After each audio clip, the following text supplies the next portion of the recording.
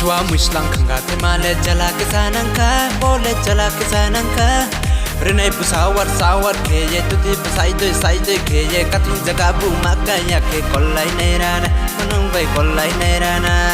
Nung de unai makla ro bale kol pu kollai mayo bai kol pu kollai mayo style juda ke ye de kol ye pru yau nai uata kol ye pru yau nai Yes kudera mathang nang na sing tera ye mathang nang na tanu are ke tanu dije matang ya kho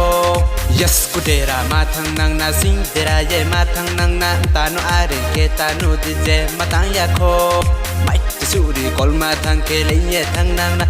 nau lenye thang nang na Base la bara kol sunang kha ta chuklang hale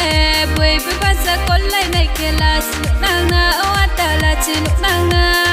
Base la bara kol sunang kha ta chuklang hale boy be basa kollai nai ke la sunang na uata la chinuk nang na Teshwa mushlang khanga te male jala ke sanangka bole jala ke sanangka Renai pusawar sawar ke ye tuti pasai doi ke ye katin jaga bu makanya ke kollai nei rana manung bai kollai nei rana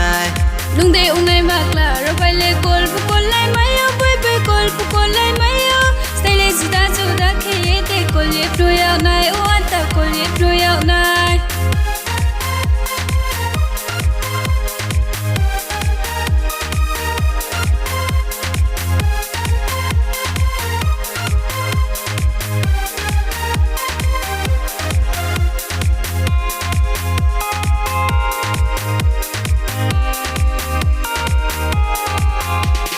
Barandika hajib ke phule are tong naya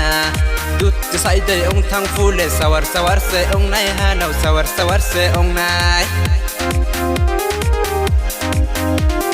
Barandika hajib ke phule are tong naya Dut sai dai ong thang phule sawar se ong nai ha nau sawar se ong nai Barandika hajit ke pai po ang pagrinaya Dut sai dai ong ye thang po ang pagrinaya uata ang pagrinaya Ko le kom naya ha nau ko le kom naya Kola kom naya ata kola kom naya Hey ko le kom naya ha nau ko le kom naya Kola kom naya ata kola kom naya Teshwa mushlang khanga te male jala ke sanangka bole jala ke sanangka Renai pusawar sawar ke ye tuti pasai doi ke ye katin jaga bu makanya ke kollai nei rana manung bai kollai nei rana Nung de unai makla ro bale kol pu kollai mayo bai kol pu kollai mayo style juda ke ye de kol ye